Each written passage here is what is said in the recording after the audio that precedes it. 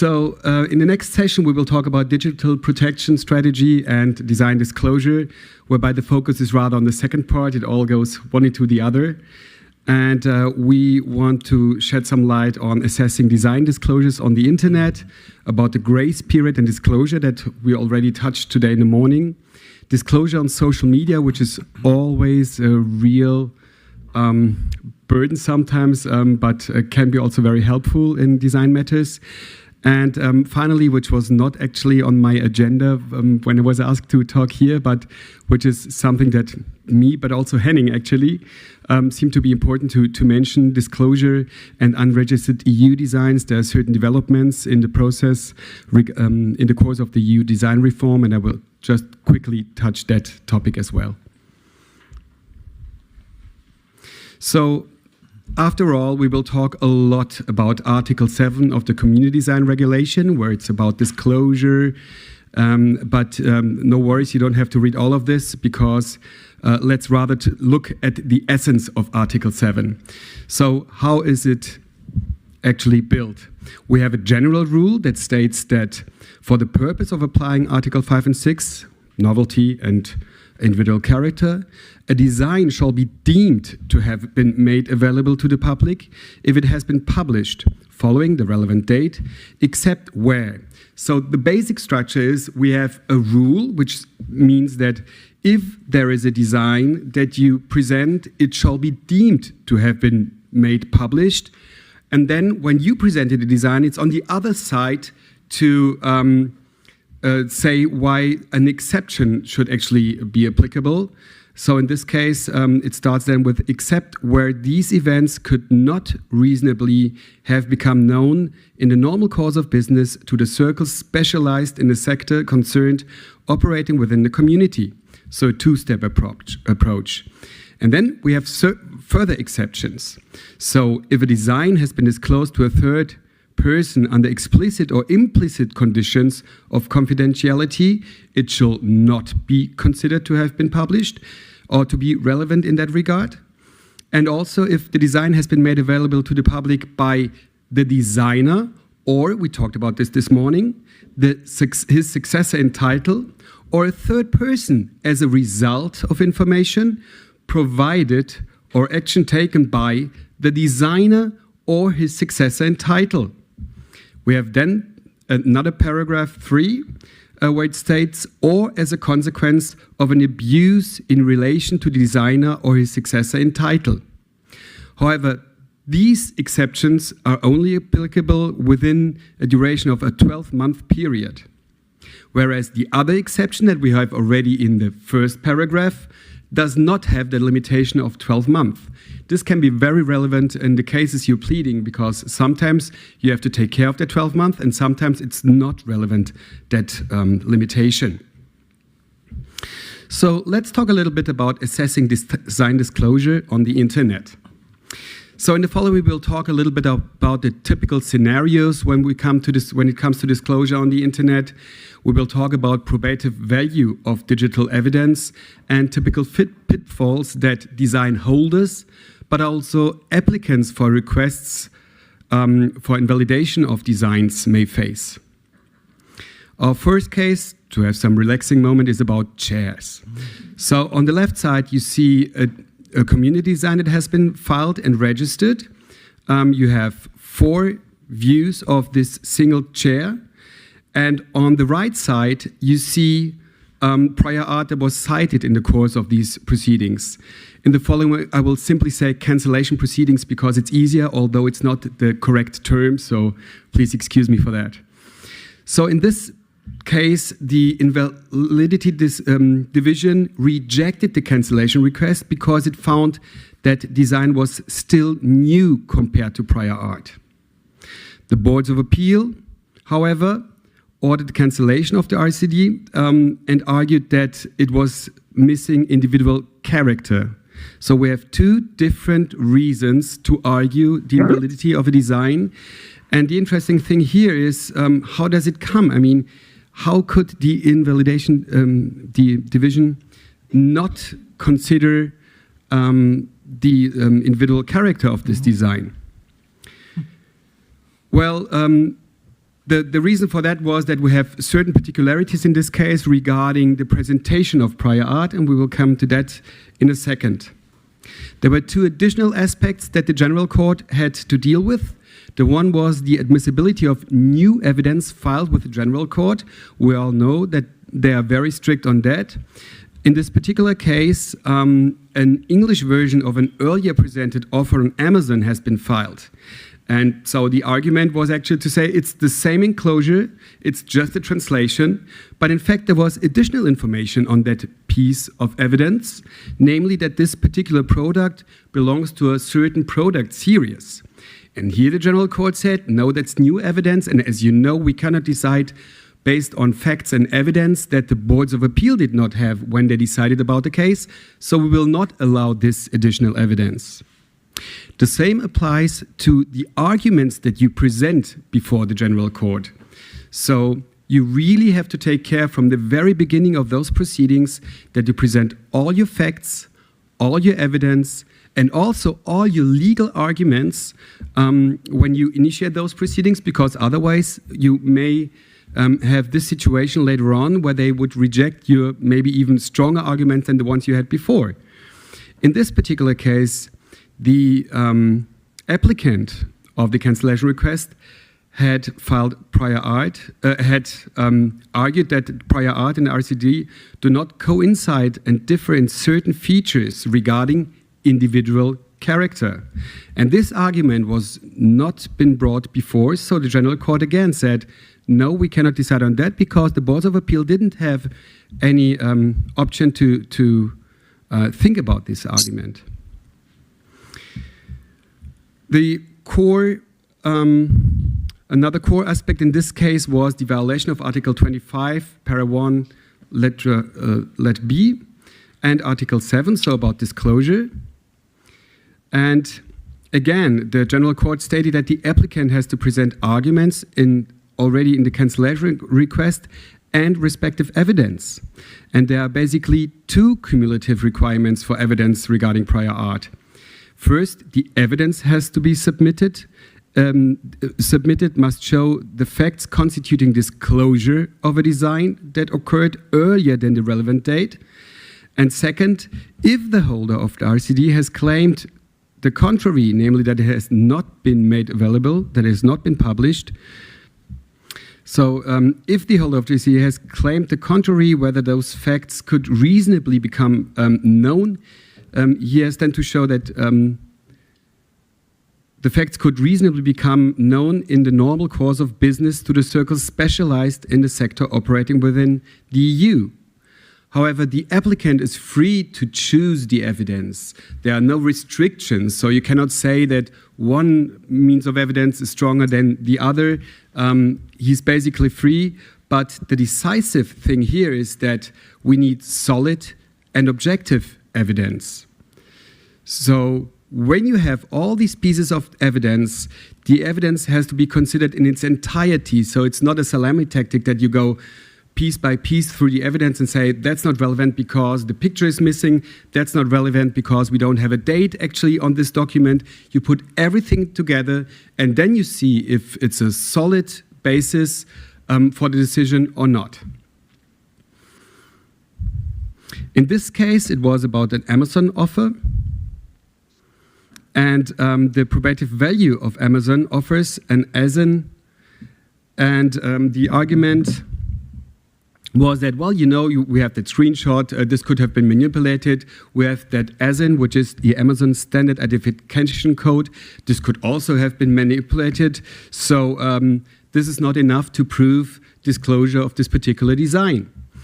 However, the General Court found that the holder failed to provide facts that could raise doubts regarding the probative value of offers and ASIN. So it's not that easy simply to reject evidence. You really have to provide facts and strong arguments why a particular piece of evidence should not be considered.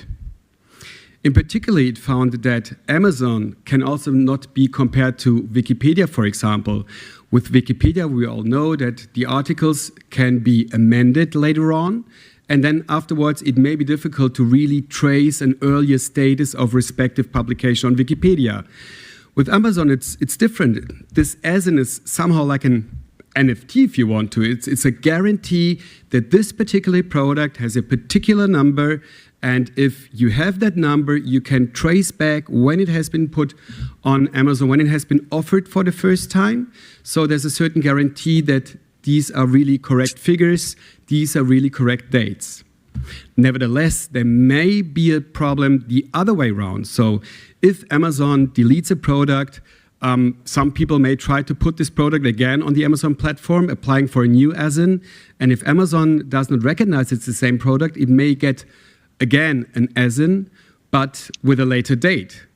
But this is not a problem that we are facing here, because this would be a later date. So the manipulation, so to say, would go in a direction where it's not an issue in cancellation proceedings, at least not for the applicant of the request for an invalidation of the community design. Thank you very much. Very important remark. And that's also why you should combine your pieces of evidence. So in this particular case, we had ASIN, the number, but then we also had precise offers where you had a certain date when this offer was placed on Amazon. And this combination then brings a solid basis for a decision. Then something not at all new is that the General Court again confirmed that they're not interested to read national case law. They, of course, only decide on their own basis, EU basis. And it's nice to see that case law, but not decisive for them. And then it was argued that there was also a violation of Article 25 and Article 6 regarding individual character, because the scope of evaluation by the EU IPO is limited to facts and arguments presented by the parties. And here, notably, the prior art, this chair was only presented in the context of novelty. So, as we know, when you file your cancellation request regarding designs, you have to present the form, there you make your cross in the respective section, and then you also have a substantiation. When we look at the form, it is ambiguous because it simply says novelty and individual character. However, when you look then into the substantiation, usually you would have separate sections for novelty and for individual character. And what happened here is that this prior art was presented only for novelty and not for individual character. And that's why it was found that the boards of appeal should not have considered prior art in the context of individual character. How could you be more formal? This is ridiculous from my personal point of view. This has nothing to do with legal certainty, I have to say.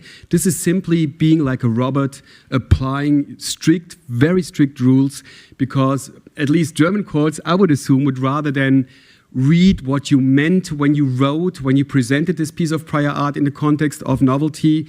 And it does make no sense at all from my point of view to argue in that direction. So I'm not absolutely not happy with that result. But important for you to know, if you present your prior art, don't forget to have it in both sections. The least that you should do is then, when you start talking about individual character, to say all the prior art presented in the context of novelty shall also be considered in the course of individual character of a design. Here we have an earlier decision. I just brought that in just to have all these examples that we should talk about. What kind of evidence would you file when it comes to internet disclosures? What could be relevant, and how could you support respective evidence? So first of all, in many cases, relevant screenshots regarding Amazon offers. Only in very few cases that you can prove manipulation. So what usually where you should look at, and this is really also our task as the lawyers, to look closely into the evidence that has been filed. That is also something I think that should be told to the client up front, that of course we can do it quick and dirty, but if you want to have more reliability, please allow us to spend a little more time to look closely into the evidence and also to do some research. As we have heard, This can take quite some time, and time is money for the attorneys, but also for the clients. So you really want to make sure which strategy you want to apply. So are there any, regarding those Amazon offers, are there any suspicious information on the screenshots, like unusual headers, or the representations do not fit to one another, or would you maybe even find out that the ASIN stated does not really comply with the product that you find with another offer with the same ASIN? You really want to have a very close look on that. Also, when it comes to the representations of the product, what we see a lot of times, infringers are getting more and more elaborated on that, more experienced. So they try to avoid that automated, for example, those automated tracing of infringements, and that's why they use blurred pictures, or they use different pictures for the very same product, just to circumvent all that automated tracing of infringements. And these are things that happen a lot of time, actually. So there it really makes sense to have a look left and right of this particular offer that has been presented, whether it's solid information or not. When emails are presented, only in a few cases you may have representations, but again, it's about the overall context. So you take the email where you maybe have an offer to say, okay, here's the confirmation that will send you a product, and then this email refers to a certain product that you would then prove the appearance with another piece of evidence. And you, of course, want to have a look at the email header as well. So are the dates really consistent? Sometimes parties want to present one email, but they just print out the whole correspondence, actually.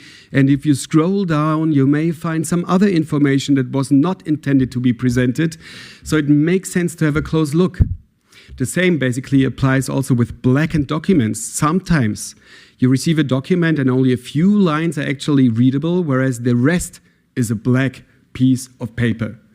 And sometimes this is not done very properly, so you could even easily remove those blackened, those black bars, and then you can read the whole text.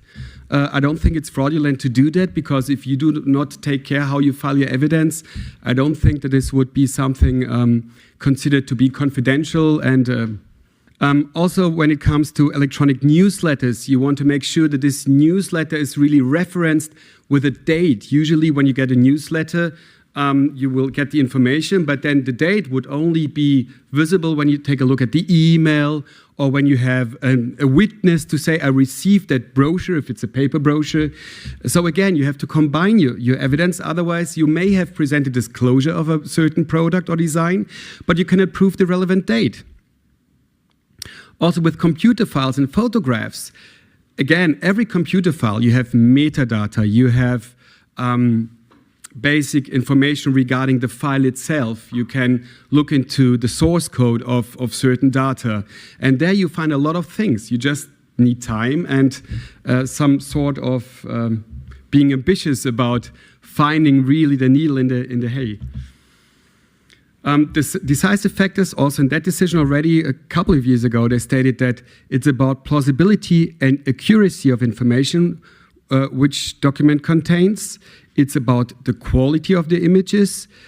And regarding later filing of translations, you really have to take a close look if it's only a translation, or if there may be additional content that tries to sneak in those proceedings. Let's talk a little bit about our favorite hobby, grill. We already saw the decision today in the morning. Why I brought it up here again is that it has some interesting aspect that we have not talked about it yet. So we have already heard about the story of this case. The Invalidation Division rejected the cancellation request, stating that the RCDs knew. I'm sorry, forget the text in brackets. This was copied from the other slide. The design was then ordered. I'm sorry, this is a copy-paste error. So forget what's below that slide. But here we have again summed up the story of the case. Anybody wants to sum it up, as you have heard it today in the morning? So to make a long story short, we have a designer, we have an employer, and we have the applicant of the RCD. the employer had transferred all IP regarding a certain Chinese utility model, which was cited as prior art, to the applicant of the RCD. After that, the designer transferred all IP on the Chinese utility model to the employer, actually after the employer had already transferred the rights to the applicant. And all of those agreements are dated back. Interesting. The argument here was to say, well, is the grace period of novelty applicable if the rights have been transferred, and then also if the transfer, even worse, the transfer occurred after the filing date? And I think we should first of all look into, it's a very interesting legal discussion, but in fact, if we look into the legal provision, there should already be an answer that is a lot simpler, which is, does it matter at all? Because if you look into Article 7, it always refers to a publication that is somehow related to the designer, which was clearly the case here because it was the designer who invented that grill, and then this grill was filed as a Chinese utility model, and then later on it was filed as a community design. So after all, can all be referred back to the designer. So all these interesting legal questions from my point of view, and Henning agrees, so here he is, should not be relevant at all in this case, because it's only about that fact that it has been published. It's nothing about the transfer of rights, because we still have the designer, and the legal provisions all refer to the designer. So what else was interesting in that case? I guess all that is on this slide we have already heard this morning, namely that the grace period of novelty is also applicable if rights have been transferred. There's no limitation. And the transfer after filing date is admissible. There are no legal limitations in that regard. Second point here was the violation, again, of Article 63.172 of the Community Design Regulation, namely that the EUIPO is bound to parties' arguments and evidence. And here, it was claimed that there was missing evidence that the signatories were authorized.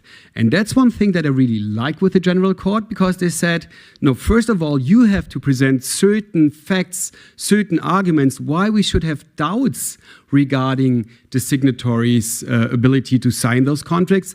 And only then the other side would have to provide additional proof. This is sometimes different with German courts, where you can simply reject every kind of argument, and then it's the applicant who has to prove. And sometimes you have those transfers, those chains of transfers of rights. This is really burdensome, this is really costly, and in the end, the result is clear from the very beginning. You spend a lot of money to prove something that is very clear, and the defendant had a very easy job to simply say, no, we don't believe it, looks somehow strange. And then it was argued that, again, regarding arguments that are bound by the arguments and evidence presented by the parties, that the invalidation division relied on conclusion of agreement on a certain date. And the General Court took a very close look and said, no, that's not what they said. All they said is that all what the invalidation division did was to refer to the fact that the contract had been effective to a certain date. That's a different thing. So again, they didn't succeed with that argument. And the last point on that slide is what I just discussed up front. So let's talk about disclosure on social media, something that is nowadays you cannot look into social media if you want to make a design case, it seems like, no matter on which side you are. In this case, it's about shoes, about the shoe that you see on the left side. It's a Puma shoe. And it was, how to put it? It was launched together with Rihanna. And it's always a question when those fashion companies or sports companies cooperate with celebrities, who is really the designer.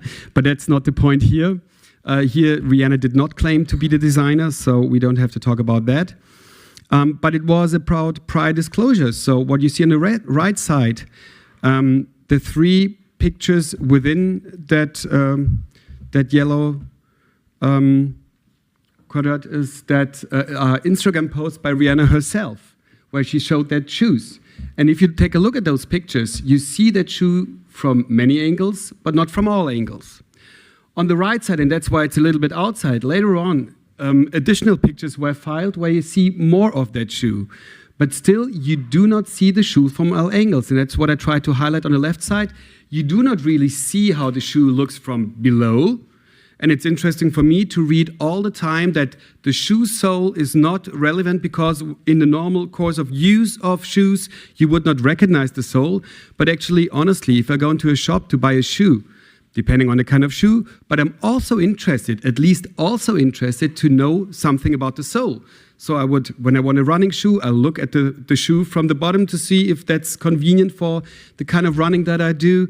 But also for other shoes, you want to know if it's slippery or not, so you take a look at the shoe sole. Just a personal remark, because I have a lot of shoe cases that I do not understand, but that's, again, has been confirmed in this decision that the outsole as such is not that relevant to assess the overall impression of the shoe. The same applies to the backside of the shoe. We don't see it on any picture. And again, it was argued, oh, that's not that relevant. And it's interesting in that regard, they are rather generous to say we can have an idea about the overall impression even if we only have certain views of a particular product. So in this particular case, 3 Instagram posts have been filed.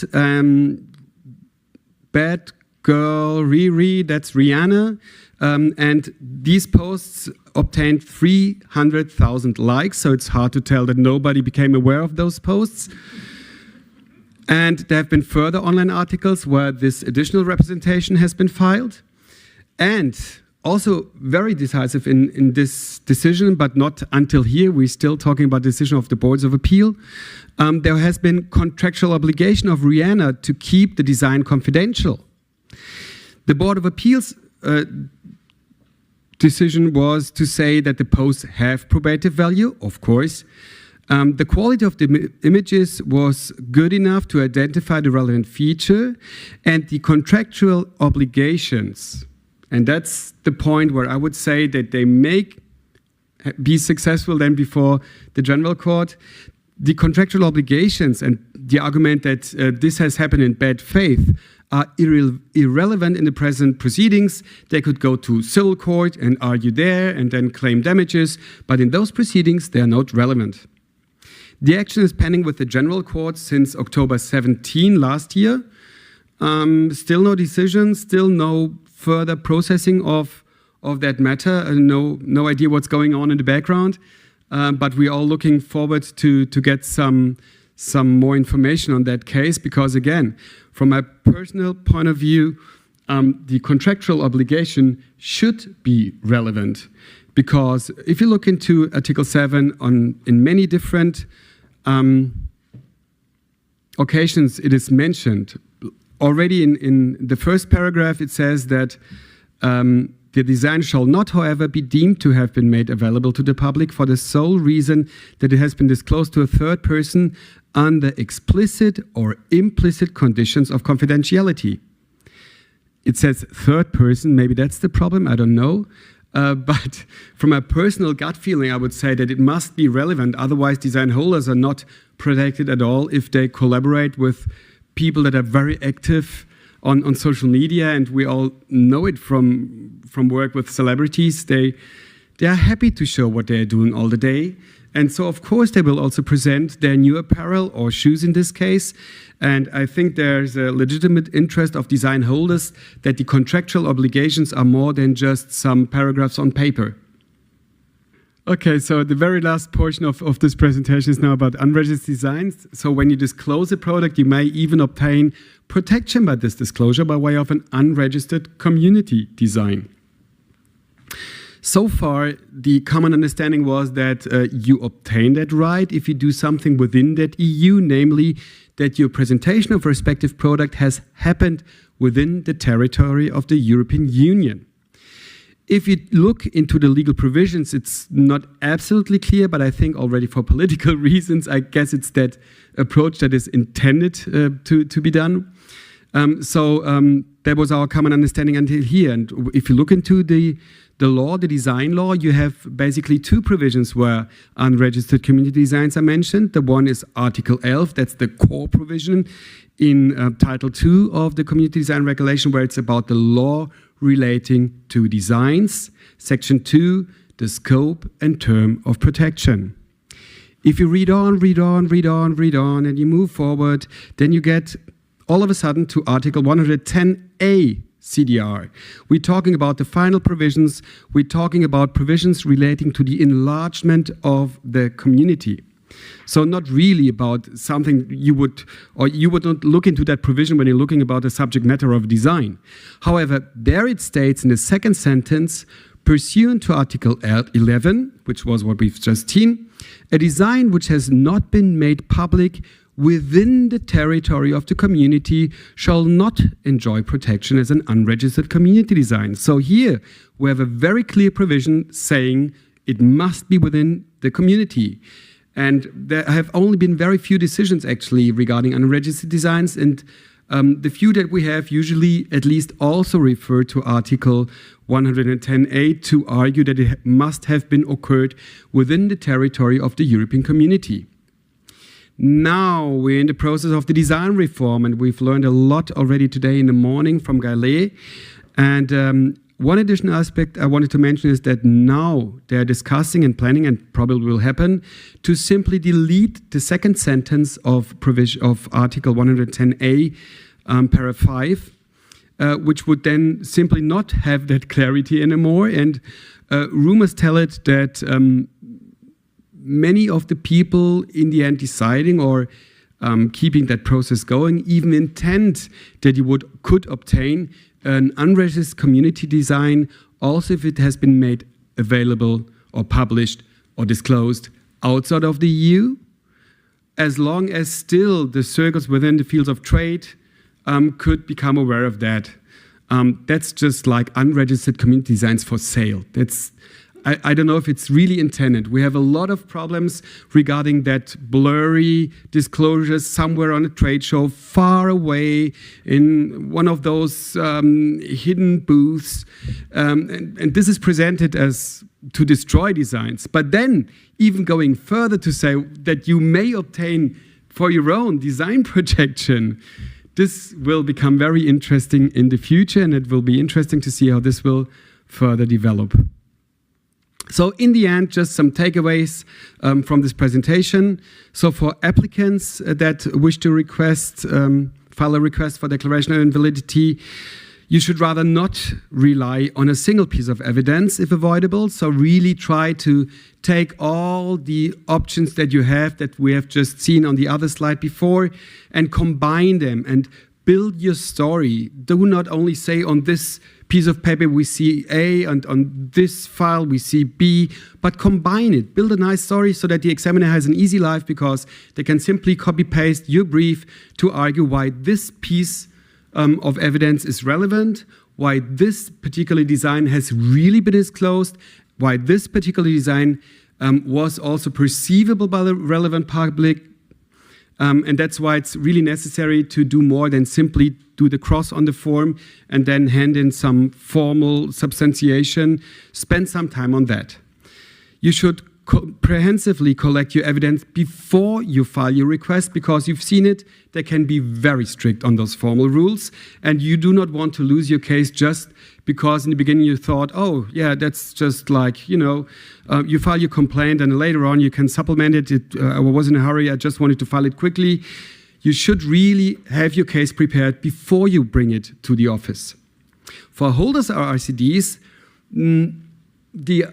the story here should be that take your time to review the evidence. Sometimes at first glance everything looks very good, and how can I tackle these pieces of evidence? But if you take your time and really take a close look, many times it's really worth, and you will find certain aspects that could be a strong argument actually to argue that this piece of evidence cannot be considered, or that the overall picture of the evidence that has been filed shows that there's no probative value in the evidence filed regarding disclosure. And of course, be careful when you cooperate not only with celebrities, but with every third person. You should actually have your designs filed before you disclose them as far as possible. Make use of the options that you have with your community designs. You could, for example, also, if you're unsure, will this further develop the design of the product, you could file your community designs, request deferred publication, which means nobody will see your designs, but you have the timestamp that you filed your designs. If you further develop your product later on and it gets too far away from the earlier filings, you can refile it. If you're afraid about your earlier filings regarding creating own prior art, you can withdraw your application. Nobody will become aware of that filing. Of course, beware of the market environment in the meantime and of Rihanna. For both, I really love UIPO's job also on the guidelines. This is so helpful. And this is, as far as I understand, the Bible. So it's even more important than maybe the most recent decision of the General Court. This is really what they look at. So again, you would make the examiner's life a lot easier if you refer to those provisions or to the case law cited in those provisions. And they can also get a very good gut feeling, I would say, if you have a rather strong case or not. And last but not least, beware of formalities and do not rely on the grace period. If avoidable, there are a lot of pitfalls regarding that grace period novelty. Thank you very much.